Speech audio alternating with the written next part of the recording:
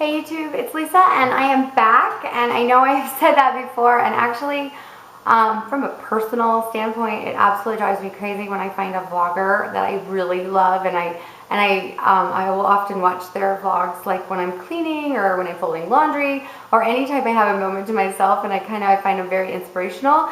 And then they'll make like 20 in a row and then nothing for like 3 months, and I'll be like so frustrated.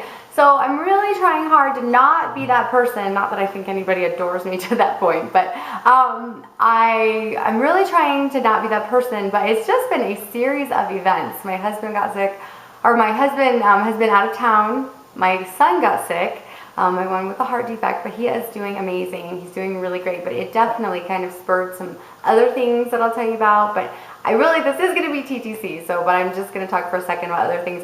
And then our cat has cancer. And so that has been just going to the vet a lot and trying to figure out what we're going to do. And I am really, I really hate making these decisions. So I'm hoping that the decision just comes to me. I just know, I realize that this cat is almost 19 years old, and so he has had a long and happy life, but it's very strange for me because I had him before I even was married to my husband, before we had kids, and so it's just kind of strange from all perspectives. Of course I love him and I care about him, and our kids now know him, and also it's just kind of like when you kind of see that part of your life is over, which is, I love my life now. I'm not sad to see my life to go, but it just seems so weird. Like 18, 19 years ago was just a totally different place for me. I was single and stuff it's just strange, I guess is what I'm saying. It's not like emotional when we're just kind of a little strange. It's a little bit surreal. But anyway, I wanted to go to get to the TTC thing and where I am on that journey. So I have been very focused on getting my insulin resistance and my blood sugar and my pre-diabetes stuff straightened out. And I have found a ton of research that has basically proven that insulin resistance, it often, like PCOS is something that often goes hand in hand with insulin resistance. So it's interesting because people with PCOS tend to have trouble getting pregnant or have miscarriages, and a lot of the studies say that's because they have insulin resistance. Now I do not have PCOS, but I do have insulin resistance, and so it's kind of like, is it completely the insulin resistance, or are there other factors or whatever? But anyway, tons of research points to the fact that if you have insulin resistance, it will increase your miscarriage rate by a huge amount. And so I've definitely been very focused and I've lost 14 pounds, and that was kind of initially what really brought me to the doctor. It wasn't the fertility, it was that every time I would get pregnant and have a miscarriage, I would gain, like 8 pounds or 10 pounds, and then I wasn't losing it. And it's really unusual for me. I've always gained a lot of weight when I've been pregnant, and I would like to avoid that in the future. But with my last one, with my fourth son, I was actually 230 some pounds, and I'm only 5'2", and that's probably rounding up. I'm actually probably more like 5'1 and a half, but let's round up. Let's say I'm 5'2". So I'm only 5'2", and so if you can imagine 5'2" at 230 pounds, that's pretty big. However, I got right back down. I was at 120 6 months after I had him, and so this was very unusual for me. And no, this is not a vlog about weight loss, but it is that's what took me to the doctor after I was having these multiple miscarriages, and I never ever put the two together. I was just so frustrated that I wasn't losing weight, and they did, and I was literally, I was running and I was doing all this stuff. And I know if you've watched my other ones, you know that I've talked about this before, because it was actually just very insult to injury. Here I was, I just had a miscarriage, and then I had a post-baby body that I couldn't get rid of, and no baby, and so it was just a very frustrating experience. So I went to the doctor, and it just happened that his wife is a fertility specialist, and they actually share an office, and he does kind of the OBGYN stuff, and she does these specialty fertility stuff, but they're very closely linked. And I found out that the insulin resistance is very, very related to miscarriage. Now, I don't know if that is 100% it with me, or if my age also plays a role, but so I got really focused on this insulin resistance thing, and I'm on this medication that you're not supposed to take when you're pregnant, which is why I'm not trying to conceive right now. But in the meantime, I have kind of been so focused on the insulin resistance that I have let go of some of my improving my egg quality things that I really need to refocus on. And one of the things that has been a total setback for me is while I've been like really focused on the insulin resistance and doing all the right things for that, no carbs, no sugar, and that is actually really hard because I was a little bit of a sugar junkie. And it's in the past when I had dieted, I would literally, like, to lose weight, I would generally eat healthy, but sometimes I would just be like, I'm going to have a chocolate chip cookie for breakfast, and that's only 130 calories, and I was only paying attention to the calories and not the nutrients. And so this was kind of a difficult transition for me because I've always been a sugarholic, and now I know that if I plan to get pregnant and probably just the rest of my life, considering I had gestational diabetes and then now I have like pre-diabetes, I am probably not going to have sugar for the rest of my life. I mean, I know that sounds really harsh, and I probably one Hershey's Kiss or whatever wouldn't kill me. However, I'm not one of those people that can eat one Hershey's Kiss. I'm the kind of person that eats a Hershey's Kiss and then another one, and then the bag is gone before I know it. I'm like, what happened?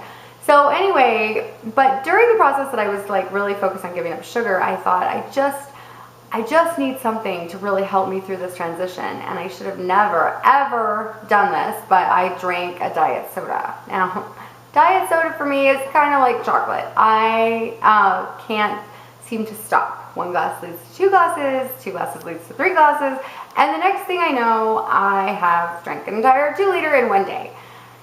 Yeah, we wonder why I can't sleep. But so where I am right now is I am backing off the diet soda, and I'm trying to get completely off of it again. I truly, even though I did get pregnant before when I was drinking diet soda, I went off right away when I got pregnant, but I think that my eggs, as I've aged, I think that you just cannot say that those chemicals are not doing damage.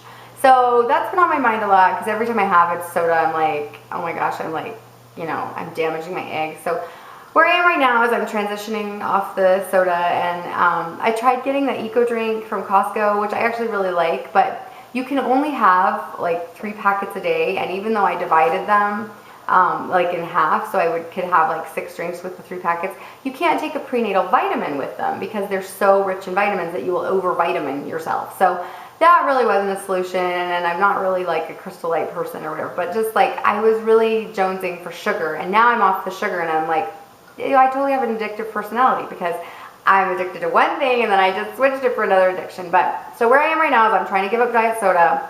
Oh, I am giving up diet soda. I'm not just trying because I really want a baby.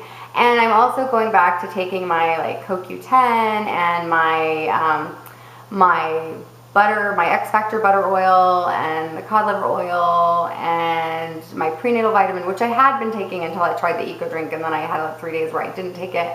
And increasing my folic acid and like all of those things, because I kind of lost focus on improving my egg quality. I just really I kind of got tunnel vision with this, oh, well, this is obviously causing the miscarriages, and so I'm just going to focus on no sugar, and I'm just going to focus on no carbs, and I forgot, but the thing is, I do need to nourish my eggs, and so I am hoping that I'm really back on track this week, and with kind of seeing the whole picture instead of just the insulin resistance or just the improving egg quality, because I think it all goes together. And so I consider the Diet Coke like the big demon that I'm fighting right now.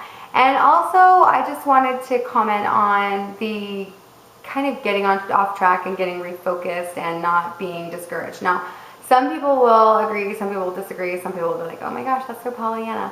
But I have truly felt that this has been a journey of things I've needed to learn. And so I think that's one of the reasons I've had an easier time with it, and I just think that it's in my nature. It's very strange because I am a very emotional person. I'm very emotional about the cat. I'm very emotional about pretty much everything. I'm very emotional about my marriage. Like, I'm very emotional, and for some reason I just have not been super emotional about my miscarriages, and I don't know. I mean, I guess I would like to believe that it's a gift from the Lord, and that, but I don't know why. I don't know why, but it has been not super hard for me, and I know that it's been hard for other people, and I know that and sometimes I almost feel guilty because it's not hard for me, like it hasn't been, I mean, not there, yes, it was hard, but not, anyway, I truly feel like, I mean, like it didn't like ruin my life is what I'm saying. I mean, it was hard, but like, I mean, I have friends that have had miscarriages, and their miscarriage was like a year ago, and they are still like crying and depressed and very upset, and I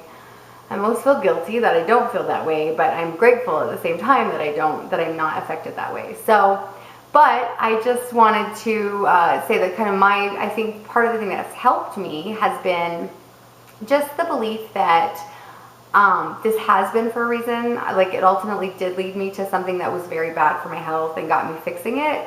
And it has also made me basically face this whole diet soda addiction that I have, and it's helped me get my body back on track. And it's also something that I've realized, and this is the last thing I'll say, and then I realize this is a totally scattered podcast, but I have a million things to do today, but I just really wanted to touch base with everybody because this is a huge part of my life, and I really like it, and I'm so excited about having a moment to get back to, I like read the comments and stuff, unless they're mean, and then I don't want to read them, but, and that is like, I'm going to touch on that when I talk about the advancement in the advanced maternal age video. I am going to touch on the age thing and the meanness, and so they're kind of related. But anyway, what was I saying? So anyway, so all those things have kind of led me to things that make me kind of believe that these things were kind of meant to happen, or they led me someplace, or even if they weren't meant to happen, ultimately good things came from them happening, and now I know things that I didn't know, and I do feel in my heart that I will have another baby, and I feel in my heart I might have another 2 babies, but I don't know, maybe I'm getting kind of ahead of myself. So I just really was thinking about it, and I just also was realizing that we've had a lot of events that right now, being pregnant, if I was pregnant like right now in my first trimester, I mean, it's never a good time to be sick and tired and stuff like that, but we have faced some issues with our kids, not like horrible issues, but I mean, with our son being sick, it's definitely, his health has definitely been something that we've been more focused on, more doctor's appointments and stuff like that, and I'm just thinking, oh my gosh, can I even imagine dragging myself throwing up to like the cardiologist and stuff. And also, we have we are about 95%, maybe even a little higher than that we are going to homeschool our 2 youngest, and possibly our second son, so our 3 youngest. But he is at a really good place right now with his school, but we actually honestly feel it 1 more year at that school, and we kind of think that when he hits 3rd and 4th grade, that it's going to really be the time that we do want to homeschool. And then our oldest son, which I will do a video on my whole situation with him, because it's just a really interesting blessing and something that made me worry as a parent, and then turned out okay. And I will make that like not as a TTC video, but just as a parenthood like video, and that kind of turned out to be, it was something horrible that turned out to be a good thing. So anyway, he is doing really well, and we're probably going to leave him at the school until 8th grade. But ultimately, I just was like, okay, we've got so much going on right now. It would be so hard to be making these decisions if I was like hormonally out of whack, and not that, I mean, I do believe that when the time is right, the time is right, and if that was the right time, then that would have been something different. But I have just lately been like, oh, it's a good thing. So I'm planning on TTC again in about 2 months, and I guess that's it. And I'm really sorry. And I'm going to keep you guys posted on what I'm doing as far as like for my eggs and stuff like that, and how I'm doing with giving up the soda. And I really want a baby more than I want a soda, so it shouldn't be that hard. But the caffeine withdrawal and everything is horrible, and the headaches, and I was completely not drinking it, and I let myself go from completely not drinking it to drinking 1 glass to basically drinking it 2 later. And okay, so that said, I am going to go, and I am going to get some sleep before I make the next vlog, and I am planning on doing a couple of like the parenting thing, and definitely for TTC, and I know the advanced maternal age video. So all right, YouTubers, it's great to be back. Sorry for the scatteredness and the tiredness. I do plan to get some sleep so I can be perky again in my next video, and I love you guys, and I'll talk to you soon.